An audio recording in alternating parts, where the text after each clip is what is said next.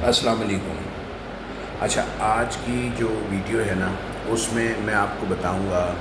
یہ سنت کیا ہوتی ہے۔ اچھا، ویسے تو سب لوگوں کو پتہ ہی ہے، مگر سنی مذہب کے لوگوں کی جو ذہن کی کیفیت ہے اس حوالے سے وہ کیا ہے۔ سنت، یہ اہل سنت کو فالو کرنے والے جو لوگ ہیں، جن کی کتابوں کے نام یہ صحیح بخاری، صحیح مسلم، صحیح حدیث، فضائل اعمال اور احادیث کی جو کتابیں ہیں ان کے مذہب کی جو کتابیں ہیں، یعنی کہ جو شخص ان کتابوں سے نصیحت حاصل کر کے عمل کرتا ہے وہ بیسیکلی سنی مذہب سے تعلق رکھتا ہے۔ یہ کوئی معمولی بات نہیں ہے، یہ بہت اہم ترین بات ہے کہ جو آپ کی زندگی میں کیے جانے والے عمل ہیں، اگر وہ عمل سنی مذہب کی کتاب سے دیکھ کر سیکھ کر عمل کریں گے تو اس کا مطلب ہوتا ہے کہ آپ اس مذہب سے تعلق رکھتے ہیں۔ اچھا، اگر آپ کوئی عمل، یہ جو شیعوں کی جو کتابیں ہیں وہ تھوڑی الگ ہیں، ان سے اگر آپ دیکھ کر عمل کریں گے تو وہ شیعہ مذہب سے تعلق رکھنے والے لوگ کہلائیں گے۔ اچھا، اب ان کی جو ذہن میں ہے وہ یہ ہے کہ نبی کریم صلی اللہ علیہ وسلم نے یہ سب عمل کیے اس طرح سے، تو ہم پر بھی لازم ہے کہ ہم بھی ان کو فالو کریں۔ اچھا، اب یہ جو کتاب ہے، جو سنی مذہب کی کتابیں ہیں، ان کو جو ان سے جب سوال پوچھا جاتا ہے نا کہ یہ تیار کیسی ہوئی ہیں، ان کو لے کر کون آیا ہے، ان کا والی وارث کون ہے، ان کا مالک کون ہے، ان کا مصنف کون ہے، تو جب آپ گہرائی میں جاتے ہیں نا تو آپ کو طرح طرح کی باتیں سننے کو ملتی ہیں۔ جو اس کتاب کی مصنف ہے وہ تو میرے خیال سے یہ جو چار امام ہیں، ان کے امام شافعی، امام کافی، ابو حنیفہ وغیرہ جو ہیں، چار امام جو کہتے ہیں یہ سنی مذہب والے،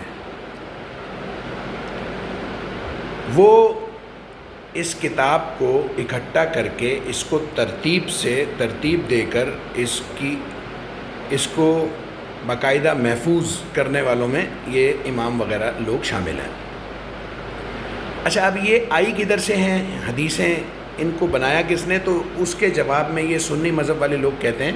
کہ صحابہ اکرام کے قول ہیں، یعنی کہ اس صحابی نے ان سے سنا، اس صحابی نے ان سے سنا، فلانے نے سے صحابی نے فلانے سے سنا، اور پھر آخر میں آ کے بولتے ہیں کہ نبی کریم صلی اللہ علیہ وسلم یہ عمل کیا کرتے تھے۔ تو اس کا مطلب دیکھیں، اگر یہ صحابہ اکرام کی مدد سے جمع ہوئی یہ چیزیں تو پھر اس کا بڑا سمپل سا، بہت آسان سا مطلب ہے کہ یہ اقوال صحابہ ہوئے۔ یہ جتنی بھی احادیث ہیں جو نبی کریم صلی اللہ علیہ وسلم کے ساتھ یہ جوڑتے ہیں اور پھر کہتے ہیں کہ نبی کریم صلی اللہ علیہ وسلم نے خود بھی یہ عمل کیے ہیں اور لوگوں کو آگے کرنے کے لیے حکم بھی دیا ہے، تو اس کا مطلب کہ یہ بیسیکلی نبی کے متعلق جو بات کر رہے ہیں نا وہ ہیں صحابہ۔ اب اگر صحابہ نے یہ احادیث جمع کر کے ان کو محفوظ کرنے میں مدد کی ہے تو پھر یہ بڑی سمپل سی بات ہے کہ یہ اقوال صحابہ ہوا۔ اقوال صحابہ یعنی کہ صحابہ کے منہ سے نکلے جانے والی بات، جیسے کہ قرآن مجید ہے نا، اس کا مصنف خدا ہے، اس کا مالک خدا ہے، اور اس کا جو ترجمان ہے وہ نبی کریم صلی اللہ علیہ وسلم ہے، اور جس کے اوپر یہ کتاب نازل ہوئی ہے وہ نبی کریم صلی اللہ علیہ وسلم ہے، اور نبی کریم صلی اللہ علیہ وسلم کو اللہ تعالیٰ نے جس کتاب کے مطابق، اللہ تعالیٰ نے جن کے وہ پیغمبر ہیں انہوں نے اپنے نبی کو جس کتاب کے مطابق اپنی زندگی گزارنے کا حکم دیا ہے وہ قرآن ہے۔ اور یہ جو قرآن ہے یہ بیسیکلی اللہ کا کلام ہے، یعنی کہ کلام اللہ تعالیٰ نے اپنے منہ مبارک سے ان آیتوں کو فرمایا ہے، پڑھ کر سنایا ہے، پھر جبرائیل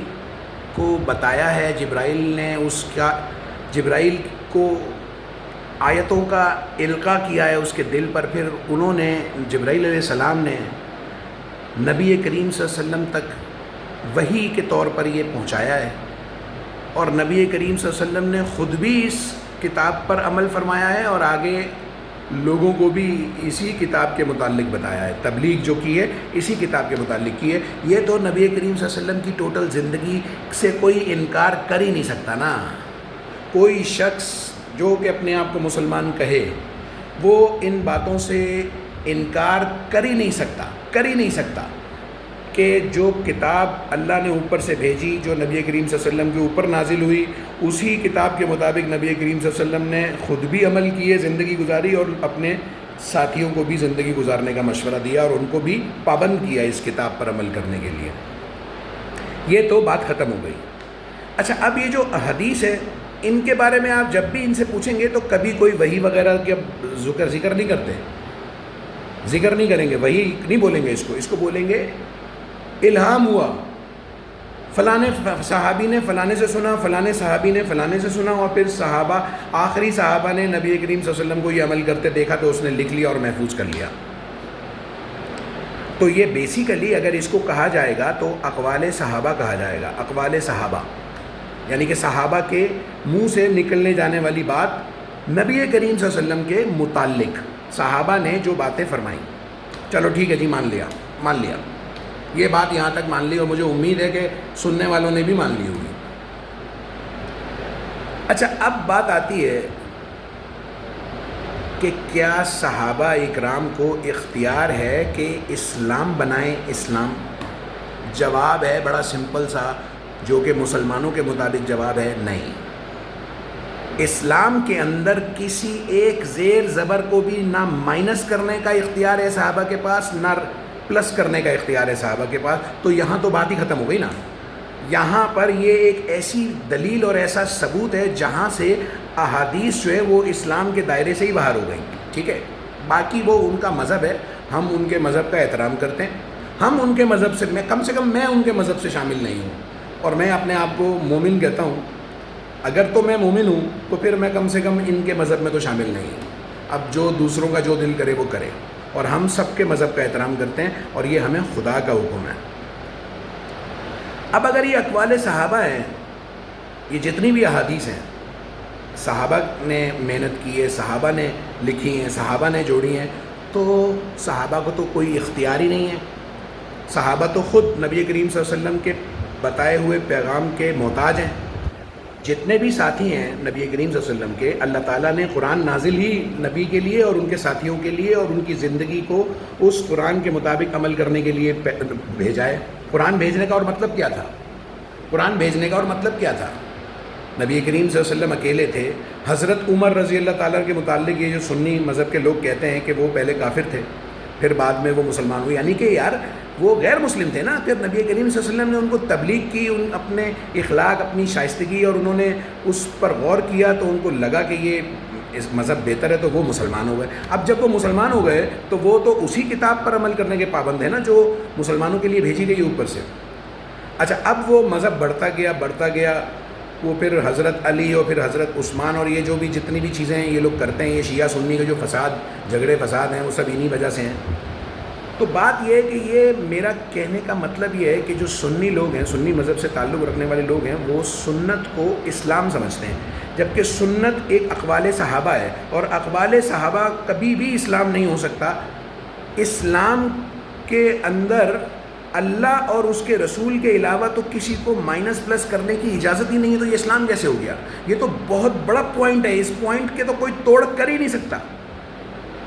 اب یہ کیا کرتے ہیں؟ قرآن کے اندر اللہ تعالیٰ نے اس دور کے مطابق، جب قرآن نازل ہو رہا تھا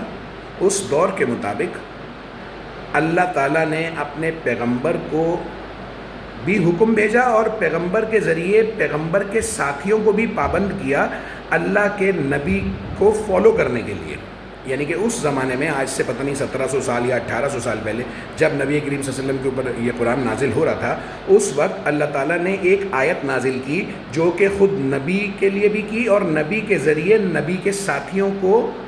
نبی کو فالو کرنے کے لیے جو حکم دیا وہ اس آیت میں دیا، اور اس آیت کا وہ اتنا مس یوز کرتے ہیں کہ اس آیت کا سہارا لے کر وہ اتنی بڑی کتابیں اسلام کا حصہ بنا دیتے ہیں۔ اور وہ آیت کون سی ہے؟ بس وہ ایک ہی آیت ہے جو انہوں نے پکڑی ہوئی ہے پورے قرآن میں، وَأَطِیعُوا اللَّهَ وَأَطِیعُوا الرَّسُولَ،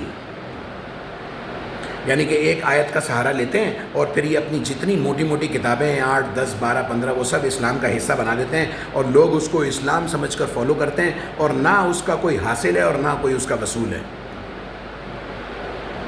اچھا، وَأَطِیعُوا اللَّهَ وَأَطِیعُوا الرَّسُولَ جو اللہ تعالیٰ نے اپنے نبی کے اوپر آیت نازل فرمائی، نبی کے ساتھیوں کو پیغام پہنچایا کہ آپ نبی کو فالو کرو۔ یہ اس وقت کے صحابہ جو نبی کریم صلی اللہ علیہ وسلم کے ساتھ تھے اور جہاد میں ان کے ساتھ تھے، تبلیغ میں ان کے ساتھ تھے، اسلام کی تبلیغ میں ان کے ساتھ تھے، ان کو پیغام پہنچایا اللہ نے وَأَطِیعُوا اللَّهَ وَأَطِیعُوا الرَّسُولَ کہ اے نبی کے ساتھیو، تمہیں اللہ کا حکم ہے کہ نبی کو فالو کرو، نبی کے پیچھے چلو۔ بس اس آیت کا سہارا لیا اور اتنی موٹی موٹی کتابیں اسلام کے ساتھ جوڑ دیں، اور آج جو ہے نا اسلام ہی بالکل الٹا ہوا ہے، بالکل اس کا نقشہ ہی بدلا ہوا ہے، اس کا چہرہ ہی مسخ ہوا ہے۔ وہ اب جو ہے نا ہر کوئی جو ہے نا وہ حدیثوں پہ ہی چل رہا ہے، اور قرآن اگر کوئی کسی کو بول دے کہ بھائی قرآن اصل کتاب ہے اسلام کی، تو وہ ہاں ہے، تو بولنے کے لیے تو ہے، بولنے کے لیے تو ہے، عمل کرنے کے لیے حدیث ہے، بولنے کے لیے قرآن ہے۔ بس یہ ان کی جو ہے نا سب سے بڑی جو ان کی منافقت ہے وہ یہ ہے۔ تو لہٰذا میں نے آپ کو آج صرف یہ بتایا ہے آج کی ویڈیو میں کہ یہ سنت کیا ہے، اور سنی مذہب کے لوگ اس کو کیا سوچ کر، کیا سمجھ کر اس پر عمل کرتے ہیں، اور حقیقت میں یہ کیا ہے۔